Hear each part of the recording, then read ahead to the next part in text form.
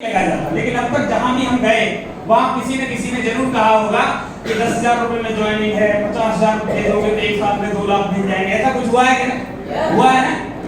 हमारे साथ भी ऐसा ही हुआ था। हमने भी बहुत सारी कंपनियों में पैसा लगाया, लेकिन हमें जब से रसीद मिली हमने अपने ऊपर बिलीव किया कि यस ये जेन्युइन कंपनी है, क्योंकि इसमें बिना पैसा लगाए केवल हम एक दुकान बदल के पैसा बना रहे हैं, ना अपना पैसा लगा रहे हैं ना किसी दूसरे का पैसा लगा रहे हैं। हम ब्रांड चेंज कर रहे हैं और हमारे घर में पैसा आ रहा है। तो सबसे पहले हमने ये देखा और हमने शुरुआत की। लेकिन कुछ फैक्ट्स में बताऊंगा, कोई भी कंपनी ज्वाइन करने से पहले क्या चीजें देखनी चाहिए, इस पर मैं बात करूंगा। तो सबसे पहले 4 चीजें होती हैं किसी भी कंपनी को ज्वाइन करते हुए। कॉमन बात करूंगा मैं किसी कंपनी का नाम नहीं लूंगा, ना मैं किसी का नाम लूंगा। अगर जो 4 चीजों पे खरा उतरे, 4 चीजों पे जो कंपनियां खरा उतरे वो कर लें। यहाँ बहुत सारे नए लोग बैठे हैं, पुराने भी बैठे हैं। जब भी कोई अगर आपके पास आता है इन 4 चीजों पर जरूर ध्यान देना। मैं कॉमन बात आपको बता रहा हूँ, इन 4 चीजों की फिगर मैं अगर वो सवालों पे खरा उतर जाए कंपनी को ज्वाइन कर ले।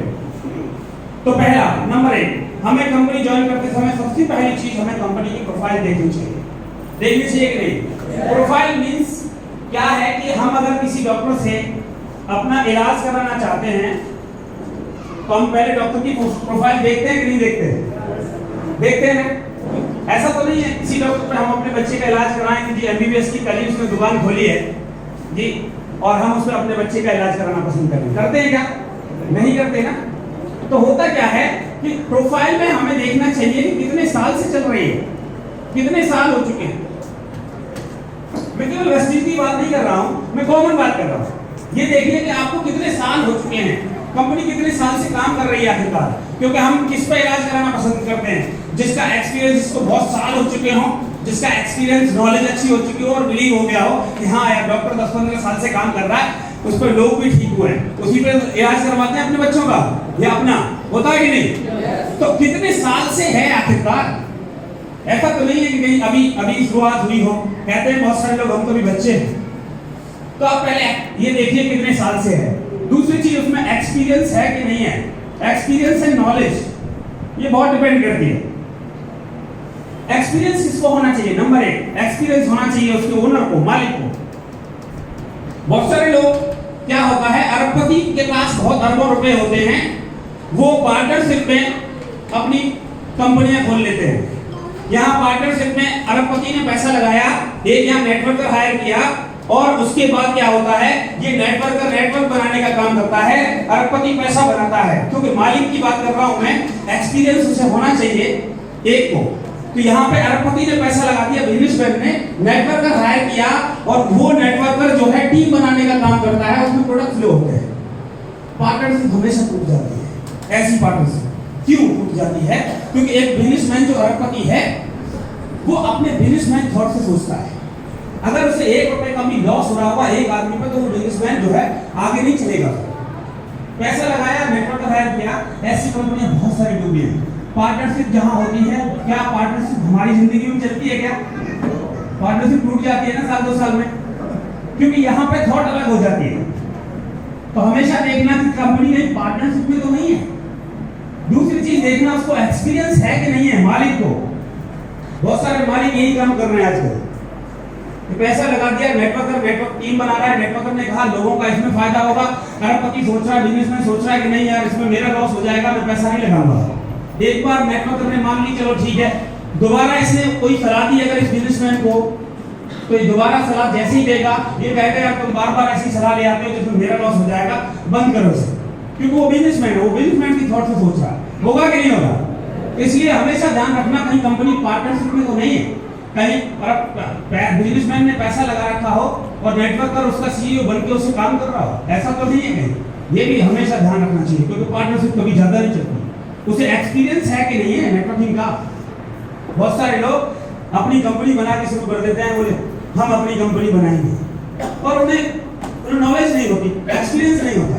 वो कंपनी साल 2 साल में रन नहीं कर पाती और कुछ लोगों को ठगने के बाद बंद हो जाती है। तो ये ध्यान रखना कि उसे नॉलेज है कि नहीं, उसके मालिक को उसे एक्सपीरियंस है कि नहीं, ये भी बहुत जरूरी है। जरूरी है कि नहीं?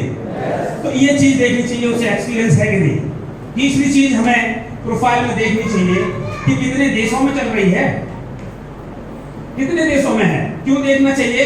क्योंकि अगर वो इंडिया में है तो इंडिया में जो रूल्स एंड रेगुलेशन लागू हुए हैं वो अभी हर राज्य में लागू नहीं हो पाया। हर राज्य में लागू ना होने के कारण क्या है, अभी कोई यूपी में कंपनी नहीं शुरू हो गई तो लोगों को सोच रही है साल भर बाद अगर रूल्स एंड रेगुलेशन लागू होंगे, जब तक हम लोगों में ठगी कर लेते हैं, जब तक लोगों का पैसा लूट लेते 100-200 करोड़ तो आ ही जाएंगे। ऐसी बहुत सारी कंपनी देखी होंगी, सुनी होंगी आपने, सुनी है ना। वो एक दो साल चल के 2-4 हजार 5-5 हजार करोड़ का गबन कर देती हैं और लोग ठगे रह जाते हैं। ऐसा है कि नहीं? तो हमेशा ऐसे देखना चाहिए कितने देशों में चल रही है। क्यों? क्योंकि अगर कोई कंपनी विदेश में काम कर रही है, इसका मतलब एक ही है कि वो वर्ल्ड के नॉर्म्स को फॉलो कर रही है, इंडियन गवर्नमेंट के रूल्स एंड रेगुलेशन को फॉलो कर रही है। इसलिए हमें देखना चाहिए कंपनी कितने देशों में काम कर रही है, कितने साल से काम कर रही है, उसको एक्सपीरियंस है कि नहीं, उसके मालिक को उसको नॉलेज है कि नहीं है। ये चीजें हमें जरूर देखनी चाहिए और देखना चाहिए कि मालिक की इंटेंशन क्या है। इंटेंशन बहुत जरूरी है। किसी भी कंपनी को रन करने के लिए उसके मालिक की थॉट बहुत जरूरी है। क्या वो लोगों का भला चाहता है? तो बहुत सारे लोग दारू पीते हैं शाम को, मालिक, आपने सुना भी होगा, देखा भी होगा, बहुत सारी कंपनियों के मालिक शाम को दारू पीते हैं और बहुत सारे काम करते हैं। वो कभी जिंदगी में लोगों के हित के बारे में नहीं सोचेंगे, क्योंकि वो ये ऐसे करने वाले लोग कभी हमारे यहाँ सफल नहीं होते हैं क्या ऐसे दारू पीने वाले लोग। इसीलिए हमारी विनिंग टीम हमें एसपी भारत सर ने सिखाया हुआ है कि हम कभी कोई भी तंबाकू, बीड़ी, गुटखा, इतने सारे लोग यहाँ बैठे हैं, क्या यहाँ पे कोई बीड़ी, तंबाकू, गुटखा या कुछ कर रहा है? हमारा विनिंग टीम वेस्टिज परिवार के साथ मिलकर हम यही कल्चर डेवलप कर रहे हैं। इसलिए मालिक कैसा है ये भी देखना बहुत जरूरी है, उसकी इंटेंशन लोगों के हित की है कि नहीं है, ये बहुत जरूरी है। तो प्रोफाइल चेक करें उसकी, कितने साल से काम कर रही है, लोगों का हित करेगी कि नहीं करेगी। दूसरी चीज प्रोफाइल के बाद आती है, हमें प्लान देखना चाहिए। कंपनी को चुनते समय हमें हमेशा प्लान पे बात करनी चाहिए कि प्लान कैसा है। कंपनी तो बढ़िया, प्रोफाइल चलो चेक कर लिया आपने, अच्छी लगी, लेकिन प्लान कैसा है। बहुत सारे प्लान जो होते हैं वो नंबर 1, अभी इंडियन गवर्नमेंट ने जो रूल्स एंड रेगुलेशन जारी किया है उसमें बाइनरी प्लान को गलत बताया है, सॉरी इलीगल बताया, सॉरी नहीं बोला मैंने, गलत बताया है, इलीगल बताया है। तो हमेशा ध्यान रखो, बाइनरी प्लान क्या होता है, यहाँ पे आप हो और 1 के 2 बनाओ, फिर वो 1 के 2 बनाएगा, फिर वो 2 बनाएगा, दैट कॉल्ड बाइनरी प्लान। हमें कंपनी चुनते समय, भले ही अभी यूपी में अलग अलग राज्यों में ये लागू नहीं हुआ है rules and regulation Bharat government का, लेकिन जब लागू हो जाएगा तो ये बंद हो जाएगी। तो हमेशा ध्यान देना कि बाइनरी प्लान ना हो। नंबर 1, बाइनरी प्लान नहीं होना चाहिए। क्यों? क्योंकि ये जाते यहाँ त्रिभुजाकार आकृति बनती है, नीचे से पैसा जाता है, ऊपर से बढ़ता है और ऊपर वाला हमेशा ज्यादा पैसा बनाता है, ये ध्यान रखना। तो बाइनरी प्लान नहीं होना चाहिए। दूसरी चीज, प्लान जो है उसमें कैपिंग नहीं लगनी चाहिए। कैपिंग लग जाती है ना बहुत सारे प्लानों में, कैपिंग लग जाती है। कैपिंग का मतलब नए लोग नहीं समझ पा रहे होंगे। कैपिंग का मतलब है कि एक आईडी पे आप 2 ही लाख रुपए महीने बनाओगे, बस ऐसी कुछ कैपिंग लग जाना, मींस लिमिटेशंस, समझ पा रहे हैं? तो उसमें कैपिंग नहीं होनी चाहिए। क्यों? आपको network industry, direct selling industry है, ये अनलिमिटेड पैसा बनाने का मौका देती है। आप मर्सिडीज, BMW, ऑडी की बात करते हैं, विदेशों की यात्रा की बात करते हैं, करोड़ों के मकानों की बात करते हैं। अगर किसी प्लान में कैपिंग हुई कि आप 2 लाख रुपए ही बनाओगे, तो कैपिंग की वजह से हम तो बहुत सारे सपने पूरे नहीं कर सकते। कर सकते हैं क्या? इसलिए प्लान में देखना चाहिए कि कैपिंग नहीं होनी चाहिए, अनलिमिटेड प्लान में पैसा होना चाहिए, अनलिमिटेड पैसा बना सकते, ऐसा प्लान चुनना चाहिए। चुनना चाहिए कि नहीं? क्योंकि हम 2-4-5 लाख के लिए तो नहीं आए, हम तो करोड़ों रुपए महीने बनाने के लिए आए हैं ना। तो इसलिए हमेशा ध्यान रखो कैपिंग नहीं होनी चाहिए प्लान में। तीसरी चीज, प्लान में कभी भी जीरो नहीं होना चाहिए। जीरो, बहुत सारे प्लान क्या होते हैं, मंथली टारगेट होते हैं, जीरो ना हो। और चौथा चीज है टारगेट ना हो। टारगेट नहीं होने चाहिए, इतना कर लोगे तो इतना मिल जाएगा, ये क्या बात है? ऐसे प्लान को ज्वाइन नहीं करना है। टारगेट बेस्ड प्लान नहीं होना चाहिए, जीरो ना होता हो। का मतलब है कि आपने यहाँ से जर्नी शुरू की, यहाँ पे लिखा हुआ है कि जी 1000 पॉइंट पूरे करने, तो आपको 6% मिल जाएगा पैसा। लेकिन यहाँ क्या है, उसने मेहनत की, व्यक्ति ने 800 पॉइंट तो हो गए, लेकिन 1000 पॉइंट नहीं हुए, तो 800 पॉइंट रह गए, तो उसको क्या मिलेगा? जीरो। मेहनत तो की लेकिन जीरो मिला, पैसे ही नहीं आया, फिर क्या करना उचित है उस प्लान को? तो हमेशा टारगेट नहीं होना चाहिए प्लान में। और प्लान से टारगेट भी अचीव कर लो, लेकिन फिर वो प्लान क्या होते हैं, जीरो हो जाते हैं, दूसरे महीने जीरो। का मतलब है क्या ऐसा प्लान कभी सफल हो पाएगा जो जीरो हो जाता हो? टारगेट तो अचीव कर लिया लेकिन सेकंड मंथ जीरो से फिर दोबारा दूसरा टारगेट अचीव करना पड़ेगा, तो क्या ऐसे प्लान कभी सफल होंगे? इसका मतलब ये है कि आपने अपनी जर्नी आगरा से चलना शुरू किया और दिल्ली जाना चाहते हैं। इस प्लानों में ऐसे में शर्त लग गई कि जहां पे आपकी कार की ब्रेक लग जाएगी, आपको अपने घर पे आना पड़ेगा और जर्नी दोबारा शुरू करनी पड़ेगी वहीं दिल्ली पहुंचने की। तो क्या हम दिल्ली पहुंच पाएंगे? नो। इसलिए कभी भी जीरो होने वाले प्लान नहीं करने चाहिए, ये ध्यान रखना। टारगेट बेस्ड प्लान नहीं होना चाहिए, समय का बंधन नहीं होना चाहिए प्लान में। समय का बंधन, समय का बंधन मींस ये एक ही महीने में आपको करना है, 3 महीने ऐसा कर लोगे, 6 महीने ऐसा कर लोगे, ऐसा मिल जाएगा वैसा मिल जाएगा, मींस ऐसा कोई बंधन समय का पाबंदी का नहीं होना चाहिए। और क्या होना चाहिए प्लान में? नहीं होना चाहिए छठवां, प्रोडक्ट सामान खरीद का कोई बंधन नहीं होना चाहिए। सामान खरीदने का बंधन कि 1 सीसी आपको करनी ही पड़ेगी, 1 सीसी हो रही है 45,000 रुपए, ऐसे प्लान हमें नहीं करने चाहिए। होते ना सीसी कुछ और लिमिटेशंस होती है। पहले तो एक कंपनी आई थी गद्दा में चल रही 50,000 रुपए, नीचे नीचे नीचे, मतलब ऐसी बहुत सारी। तो ऐसा कुछ समय का बंधन नहीं होना चाहिए, सामान खरीद का बंधन नहीं होना चाहिए, कैपिंग नहीं होनी चाहिए, बाहर मतलब फ्री होना, कुछ भी नहीं हो, ऐसा प्लान ज्यादा चलेगा कि नहीं चलेगा? तो हमें प्लान में ये सारी चीजें देखनी चाहिए कि बाइनरी ना हो, कैपिंग ना हो, समय का कोई बंधन ना हो, टारगेट ना हो, जीरो ना होता हो। जीरो ना होने का मतलब आपने यहाँ से शुरुआत की और आप ये लेवल हाईएस्ट लेवल आप पहुंचना चाहते हैं, तो आपका घर का सामान खरीदते जाओ, आप आगे बढ़ते चले जाओगे, जीरो नहीं हो रहा। आप अगर यहाँ तक आ गए तो यहीं रुको, आगे की जर्नी दूसरे महीने यहाँ शुरू करोगे, यहाँ आ जाओगे। इट मींस एक्यूमुलेटेड प्लान होना चाहिए, जुड़ता हुआ प्लान आपको सफलता दिलाएगा कि नहीं? आप अपने घर से कार लेके निकले, जहां फरे पे ब्रेक लगी तो फरे पे रुको, आगे की जर्नी फिर दोबारा दूसरे दिन शुरू करना, आप कोसी पे रुक जाओगे, एक दिन दिल्ली पहुंच जाओगे कि नहीं? तो इस तरीके के हमें प्लान चुनने चाहिए। क्लियर है? और तीसरी चीज जो हमें देखनी चाहिए कंपनियां चुनते समय, वो देखना चाहिए प्रोडक्ट। आपने प्रोफाइल देख ली, प्लान देख लिया किस तरीके का है, अब तीसरी चीज आती है हमें हमारे प्रोडक्ट। क्योंकि कंपनियों में क्या होते हैं? प्रोडक्ट होते हैं। बहुत सारी चिट फंड स्कीम वाली कंपनी होती है, पैसा लगाओ पैसा कमाओ वाली स्थिति होती है। लेकिन तीसरी चीज हमें लीगल कंपनियों में ये देखनी चाहिए कि उसके प्रोडक्ट कैसे हैं। प्रोडक्ट, तो प्रोडक्ट भी चेक करने चाहिए। नंबर 1, प्रोडक्ट में सबसे पहले क्या चीजें देखी जाती है सामान लेते समय? कॉस्ट देखी जाती है कि नहीं? तो सबसे पहले सामान हम जब देख रहे हैं किसी कंपनी को, प्रोफाइल पे सही है, प्लान भी उसका अच्छा लगा, तो हमें तीसरी चीज देखनी चाहिए उसके प्रोडक्ट कैसे हैं। प्रोडक्ट में सबसे पहले आती है उसकी कॉस्ट। कॉस्ट क्यों देखनी चाहिए?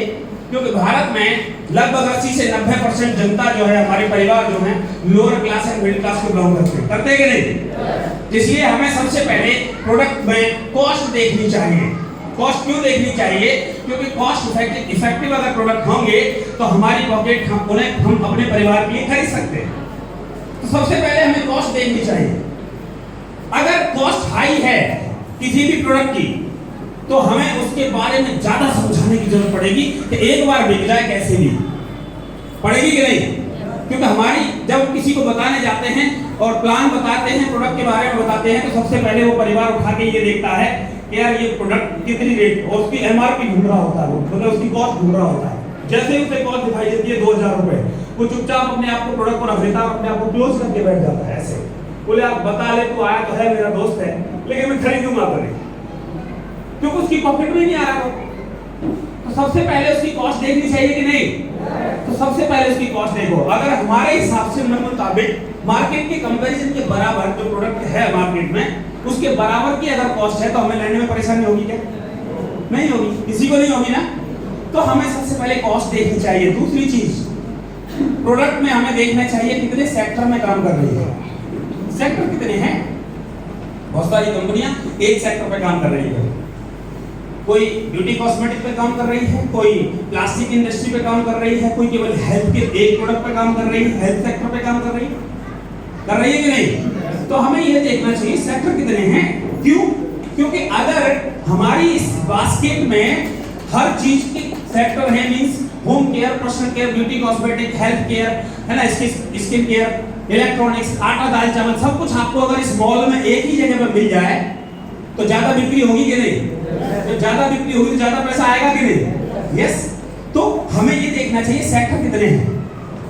सेक्टर इसलिए क्योंकि हम जब किसी को बताने जाते हैं तो अपने हिसाब से वो प्रोडक्ट चुन ले, उसका अधिकार हो अपने हिसाब से प्रोडक्ट चुनने का, तो ज्यादा बिक्री होगी कि नहीं? जो चाहे वो ले सके।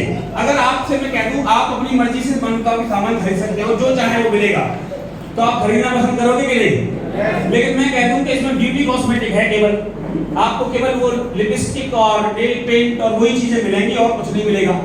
तो क्या बहुत सारे लोग इसमें से उसे लेना पसंद करेंगे? नहीं, केवल लेडीज देखेंगे इसको।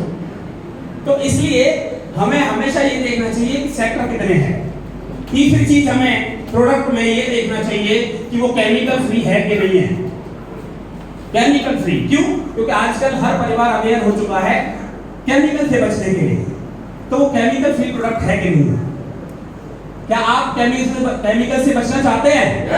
100%। अब ये अवेयरनेस फैल चुकी है जब से बाबा रामदेव आए हैं, जब से तो वो उन्होंने अवेयरनेस बहुत ज्यादा कर दी। यस, आप आयुर्वेदा के प्रोडक्ट इस्तेमाल करिए, लेकिन वो करते कि नहीं करते ये तो मुझे नहीं पता, लेकिन अवेयरनेस सभी से आई है, इंडिया में आई है कि नहीं?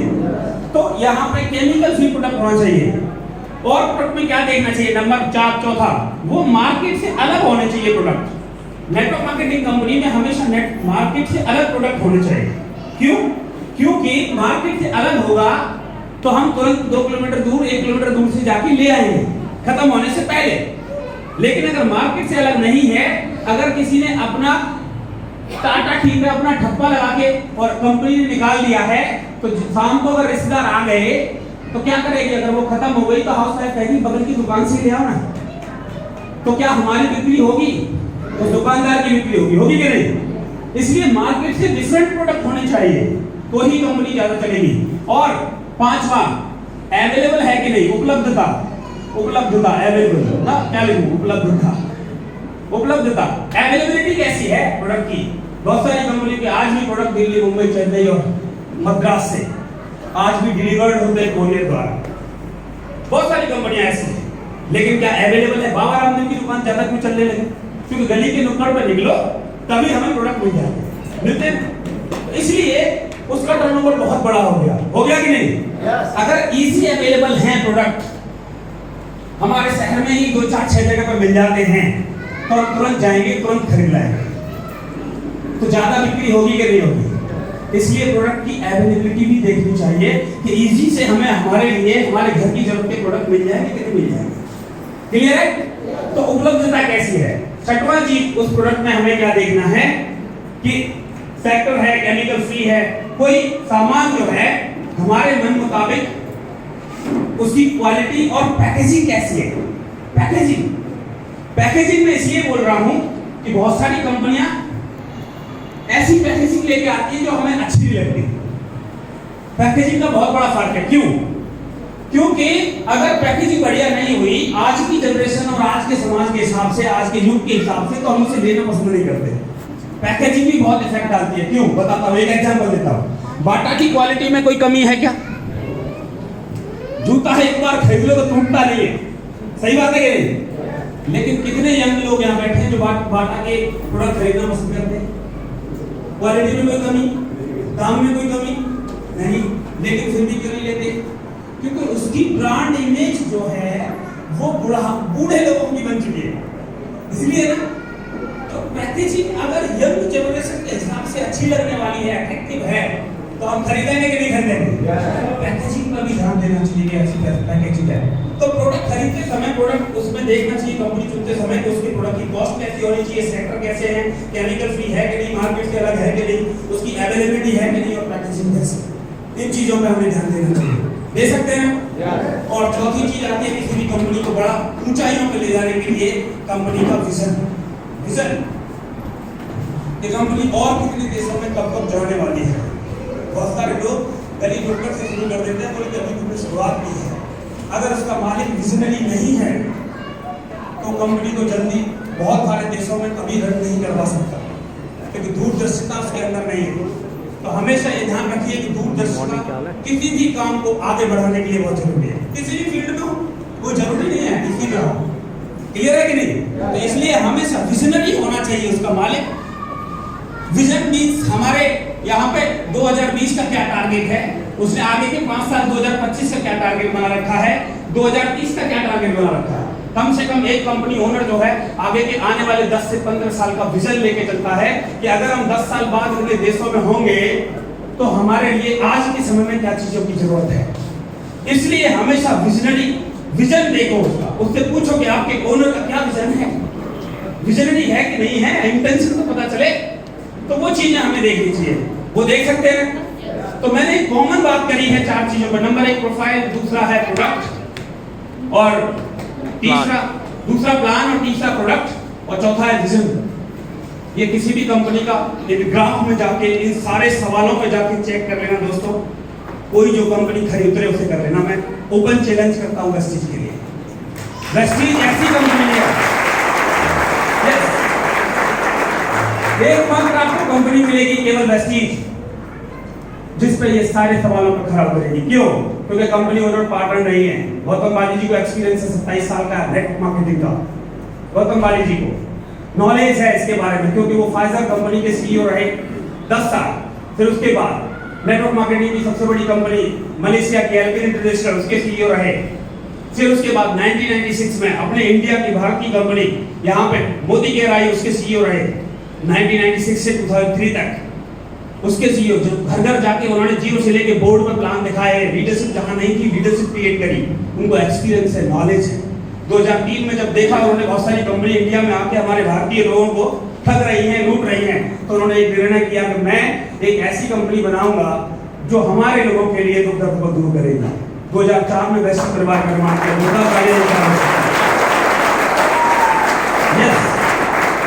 2004 में वेस्टीज बनने के बाद आज वेस्टीज 5 देशों में काम कर रही है। 2020 में ये 20 देशों में हो जाएगी। 2025 में हम 40 से 50 देशों में होंगे, और 2030 में कम से कम हम top 100 direct selling in the world में नंबर टॉप 10 में होंगे। 100% नंबर 1। ये हमारा विजन हम लेके चल रहे हैं। आज से हमने पहले ही पैकेजिंग के लिए 1 लाख स्क्वायर हेक्टेयर जमीन जो है वो पहले ही वर्ल्ड में सभी जगह प्रोडक्ट को डिलीवर करने के लिए दी जा चुकी है। 100 करोड़ का ओखला में A89 ओखला में हमने ऑफिस बनाया है वेस्टीज का। आप उसे जाके विजिट कर सकते हैं। तो मैं धन्यवाद देता हूं मिस्टर गौतम बाली जी की उस इंटेंशन को, लोगों के हित के लिए काम करते हैं। पैसा आज तक 10 तारीख को आता है तो 10 तारीख को आता है, कभी ऐसा नहीं हुआ किसी का पैसा लेट हुआ हो। हमने कभी एक मेल नहीं डाला कि हमारा पैसा नहीं आया। ऐसी इंटेंशन लोगों को पैसा देने की है। या इरशाद खान कहां है? इरशाद कहां है? इरशाद जरा खड़े होइए आप। इरशाद जी को देखिए, ये एक ब्यूटी कॉस्मेटिक की दुकान चलाते थे और इन्होंने एक अपनी इस वेस्टीज को शुरू किया। डायरेक्टर लेवल पे जाने के बाद इनकी इनकम जो 6-7 हजार रुपए की बनी थी, इन्होंने 3 महीने में एक स्कूटी परचेस करी थी। 3 महीने में स्कूटी ली थी कि यार पैसा आने लगा 4000-5000 रुपए महीने, तो मैं एक स्कूटी ले लेता हूँ। उसी समय कंपनी ने एक स्कीम फंड चलाया था। एक स्कीम फंड 1 करोड़ रुपए का स्कीम फंड जब चला, वो 6 महीने के लिए वैलिड था। जब ये डायरेक्टर हुए स्कूटी ले ली, तो इन स्कूटी में जो स्कीम फंड मिलता था इनको, उस स्कीम फंड में 3000 रुपए इनको आते थे एक्स्ट्रा। और जब 3000 एक्स्ट्रा महीने के आते थे तो 6वां महीना मार्च खत्म हो गया। हमने एक मीटिंग करी थी, मार्च नहीं था सॉरी, फरवरी अगस्त। हाँ, तो इरशाद जी ने, मिस्टर गौतम बाली जी हमारी मीटिंग लेने आए थे। इरशाद जी ने क्या सवाल किया था, यहाँ पर खड़े हुए हैं, उन्होंने कहा था सर मैंने अभी इसी महीने स्कूटी ली है और उससे मुझे 3000 रुपए का एक्स्ट्रा चेक आया था, और आपने सर वो आज 6 महीने हो गए वो बंद हो गया है। मैं ये चाहता हूं कि और 6 महीने वो स्कीम फंड रेगुलर कर दिया जाए। तो गौतम बाली जी ने बड़ी स्टेज से बोला कि 6 महीने और रन कर देंगे। कांग्रेचुलेशन, आपने सवाल किया। ये इंटेंशन कहां से लाओ? वो इंटेंशन मिस्टर गौतम बाली जी के पास है। प्रोडक्ट की कॉस्ट की बात करें तो जेन्युइन प्राइस है कि 35 रुपए का साबुन आता है, 45 की पाउडर का डब्बा आता है। बहुत छोटे प्राइस है। मुझे मैं बताऊं कि पुराने रेट याद है, सारे रेट याद है मुझे, फ्रीक्वेंट बोलूंगा इसलिए आपकी समझ में नहीं आएगा। तो बहुत जेन्युइन प्राइस है, क्योंकि 108 रुपए की चाय पत्ती आती है, 150 रुपए के deo, hair oil, hair shampoos आते हैं। पाउडर का डब्बा 52 रुपए का आता है 100 ग्राम, जबकि मार्केट का पॉन्ड्स अगर हम खरीदें 50 ग्राम का तो 49 रुपए का आता है, 100 ग्राम का 99 रुपए का आता है कि नहीं? यहाँ पर 52 रुपए का 100 ग्राम आता है। दोनों में अंतर देख लीजिए। बहुत सारे प्रोडक्ट की रेंज बहुत रीजनेबल है जिसे हम खरीद सकते हैं। सारे सेक्टर में डील कर रही है, बहुत सारे सेक्टर हैं, जो भी चाहे वो खरीदो। आटा दाल चावल भी आता है हमारे यहाँ। आता है कि नहीं आता है? अरे आटा खरीदने से अगर आपके घर में पैसा आता है तो इसमें कौन सी गणित की बात है कि हमारी समझ में नहीं आ रहा। इसलिए मैंने वेस्टीज को किया। केमिकल फ्री प्रोडक्ट है, मार्केट से बिल्कुल डिफरेंट है, उपलब्धता हर इंडिया के ही नहीं जिन 5 देशों में चल रही है उसके हर डिस्ट्रिक्ट में वेस्टीज का प्रोडक्ट अवेलेबल है। इंडिया के हर डिस्ट्रिक्ट में 2-2, 3-3, 4-4 जगह, आगरा में भी 4 जगह, टेडी बगिया पे है, देवरी रोड पे है, संजय प्लेस में है, 5 जगह, केरावली भी खुल गया। मतलब ऐसी लेवल पर भी प्रोडक्ट की अवेलेबिलिटी है, कोई भी जाता है तुरंत खरीद लेता है, रीजनेबल प्राइस का प्रोडक्ट है, सेक्टर बहुत सारे, जो भी चाहिए वो खरीदो। कंपनी ज्यादा चलेगी कि नहीं चलेगी? और जब वेस्टीज का प्रोडक्ट ज्यादा बिकेगा तो आपके घर में ज्यादा पैसा आएगा कि नहीं आएगा? बिल्कुल 100%। उपलब्धता है, पैकेजिंग बहुत प्यारी है, आप प्रोडक्ट को छू के देखो, बहुत अच्छा लगता है कि नहीं? तो पैकेजिंग बहुत प्यारी है, प्रोडक्ट देख लो, विजन बहुत बड़ा है, प्लान बहुत प्यारा है, जुड़ता हुआ प्लान है, कभी जीरो नहीं होता प्लान हमारा, जुड़ता हुआ है। आप 0 से 5% से शुरू करेंगे, आप चलते चलते 20% में पहुंच जाएंगे, चाहे आप टीम बनाओ या ना बनाओ, फिर भी आप 20% में पहुंच जाओगे। तो अच्छा है कि नहीं? सामान खरीदने का कोई बंधन नहीं, आप 35 रुपए के साबुन का बिल कटवा के अपने घर ले आओ, आपसे कहने वाला कोई नहीं है कि तुम्हें 1 सीसी करनी है, 500 भी कर रहे हैं, ऐसा कुछ नहीं है। समय का कोई बंधन नहीं है, कितना भी आप कैपिंग नहीं है हमारे प्लान में कि इतना कमाओगे। हमारे यहाँ पे मिस्टर सिद्धार्थ सिंह 1 करोड़ से ऊपर का महीने का कमाते हैं, जो नोएडा में रहते हैं, उनके लिए जोड़ा था एक और बड़ी बात, मैं वो तो 12 साल हो चुके हैं, अच्छी बात है। एक और मैं बड़ा प्राउड फील करता हूँ उस महान व्यक्तित्व को जिसने मुझे इनवाइट किया था, जिसने मेरा नाम अपनी लिस्ट में रखा था, जिसने मुझे चुना था कि इसके भी सपने पूरे करवाए जाए, जिसने अपनी लिस्ट में बताया रखा था मेरा नाम, उस महान व्यक्तित्व का मैं हमेशा रेडी रहूंगा। उस महान आदमी का नाम है मिस्टर एसपी भारेल। जोरदार एसपी भारेल के बारे में बताऊं तो जयपुर के रहने वाले हैं, 1 करोड़ से ज्यादा ट्रस्टी है जैन समाज के, उनके वो ऑथर हैं। उन्होंने 18 चैप्टर, एक वर्ल्ड में सबसे ज्यादा बिकने वाली बुक लिखी है 18 चैप्टर। वो इंदिरा गांधी पेटर्सनी अवार्डी हैं गवर्नमेंट की तरफ से, और बहुत बड़े स्पिरिचुअल गुरु हैं। आप YouTube पर डालो उनका नाम, mister SP Bharel, Bharel means DXARILL, SP Bharel. आप डाल के देखो, उनके YouTube पे कितने सारे लाखों करोड़ों व्यूअर्स हैं। तो आप वो मेरी महान अपना मेरे मतलब उन्होंने, मैं गौरवान्वित महसूस करता हूँ, उन्होंने अपना मेरा नाम जो है अपनी लिस्ट में रखा कि प्रमोद यादव को एक दिन ऐसी चीज बताएंगे। उन्होंने एक कॉल किया था मेरे पास, क्या प्रमोद यादव, क्या तुम अपनी जिंदगी में बिना पैसा लगाए और पैसा कमाना चाहते हो? मैंने कहा यस भैया, बताइए क्या है। और थैंक गॉड मेरे मुंह से यस निकल गया, आज मेरी लाइफ में यूटर्न आ गया थ्रू वेस्टीज। क्यों? मैं आधार कार्ड बनाने का काम करता था, उससे पहले गवर्नमेंट एम्प्लॉय था, सपने बहुत बड़े थे। मैंने सोचा कि मैं अपनी जो कंप्रोमाइज की जिंदगी जी थी मैंने, क्योंकि पापा जी मेरे आर्मी में थे, मैंने कहा मैं अपने बच्चों को वो लाइफ देना नहीं चाहता। मेरे ड्रीम थे बहुत बड़े, आगरा कॉलेज से मैंने बीएससी करी थी, तो मेरे बहुत सारे दोस्त कारों में आते थे, कार से पढ़ने आते। मेरा भी ड्रीम बनाया, नौकरी लग जाएगी सबसे पहले कार खरीदूंगा। ऐसा ड्रीम होता है ना, कितने सारे लोगों का ड्रीम था नौकरी से पहले हमारी नौकरी लगेगी तो हम कार खरीदेंगे, ईमानदारी से आप बताना, नौकरी लग जाएगी जरूर कार खरीदेंगे, ऐसा होता है। मेरा भी था, मेरी बीएससी प्रोविंशियल आर्मी पोस्ट में थी, 15 बटालियन से भर्ती होकर मैं 6 बटालियन पीएससी मेरठ में पोस्टिंग हो गई 2001 में। उसके बाद मैंने 5 साल जॉब की। कार तो क्या, मैं अपनी पॉकेट के लिए खर्चा भी नहीं बचा पाया, क्योंकि जॉब करने वाला कभी कोई करोड़पति अरबपति नहीं बनता। बनता है क्या? नहीं बनता। वो सारे सपने मेरे धूमिल हो गए। मैंने सोचा यार मैं जिंदगी में करूं क्या, तो मैंने एक किताब पढ़ी थी, यू इनकॉर्पोरेटेड। उसमें लिखा था कि अगर आप पैसे वाले बनना चाहते हो तो 4 सिद्धांत है। नंबर 1, कभी किसी की नौकरी ना करें। क्या कोई नौकरी करके करोड़पति अरबपति बनाए? नो। दूसरा सिद्धांत था अपना खुद का व्यवसाय करें। बिजनेसमैन ही करोड़पति अरबपति बनते हैं, अपना खुद का व्यवसाय करें। तीसरा सिद्धांत था आपकी आमदनी का स्रोत एक नहीं होना चाहिए। अगर आपका इनकम सोर्सेज एक है तो आप कभी भी ज्यादा पैसा नहीं बना सकते, सही बात है ना। और चौथा था कि उसमें आपके पास एफएमसीजी का बिजनेस होना चाहिए। एफएमसीजी मींस फास्ट जो गुड्स होते हैं, हमारे जो प्रोडक्ट होते हैं छोटे मोटे जो रोजाना घर में यूज होते हैं, उनका बिजनेस करना चाहिए। क्योंकि टाटा पहले ट्रक बनाते थे, नमक भी बनाने लगे, लेकिन नमक का टर्नओवर टाटा का ट्रक के टर्नओवर से ज्यादा है कि नहीं? इसलिए जो रोजमर्रा की चीजों में आपका बिजनेस होना चाहिए। मैं तो थैंक्स भैया को देता हूँ, उनका रेडी रहूंगा हमेशा कि वेस्टीज इन सारी चीजों को खरा उतरती है। रोजमर्रा की चीजों में डील करने का मुझे मौका मिला 2015 में। पहला चेक मेरा 120 रुपए का आया था। आज मेरा चेक बता ही चुके हैं, उससे ज्यादा ही कमाते हैं। हर महीने हम 5 स्टारों में रहते हैं, हम एरोप्लेन से ट्रेवल करते हैं, पहला वाला खर्च नहीं होता, फिर दोबारा 10 तारीख को आ जाता है। हम कल बिल्कुल।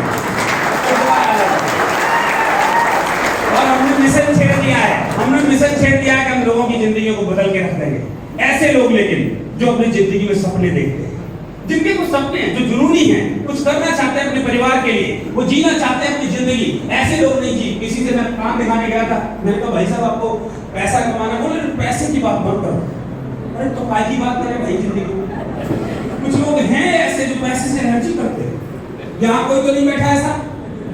कोई है तो भाई प्लीज माफी चाहता हूँ। मैं गया था, मुझे पता है भाई पैसे की बात मत करो यार, दुनिया में पैसे ही है सब कुछ। क्या है भाई बहुत बढ़िया, तुम्हारे लिए नहीं, मैंने प्लान सोच किया, मैं उनके घर से बाहर निकल आया, क्योंकि जरूरी नहीं है हर किसी को आप करोड़पति बना सकते। तो इसलिए आप डिसीजन करो, हम आपके साथ हैं, मिलकर इतिहास बना लेंगे दोस्तों। आप सोचो कि आज से 6 महीने बाद, 12 महीने बाद आपके अकाउंट में जब 1 लाख रुपए महीने आ रहा होगा, 1 लाख रुपए महीने, छोटी मतलब 1 लाख रुपए महीने। हमारे ये सारी लेडीज यहाँ जितने भी फ्रंट रो में बैठे हैं सब बनाते हैं महीने का 1 लाख, पार्ट टाइम में, फुल टाइम में। तो जब सोचिए आप 6 महीने से 1 साल बाद आपकी इनकम अगर 1 लाख रुपए महीने होगी तो कैसी जिंदगी होगी? कैसी जिंदगी होगी? बहुत अच्छी। आप सोचिए कि 1 लाख रुपए जब महीने आ रहे होंगे हर 10 तारीख को आपके अकाउंट में, तो आप अपने बच्चों को किन होटलों में खाना खिलाना पसंद करोगे? सबसे अच्छे होटल में ना खिला सकते हैं कि नहीं?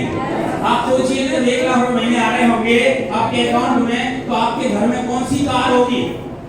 क्या आपको बिलीव है कि हमारे घर में जब 1 लाख रुपए महीने आएंगे तो हम अच्छी अपने सपनों की कार ले सकते हैं?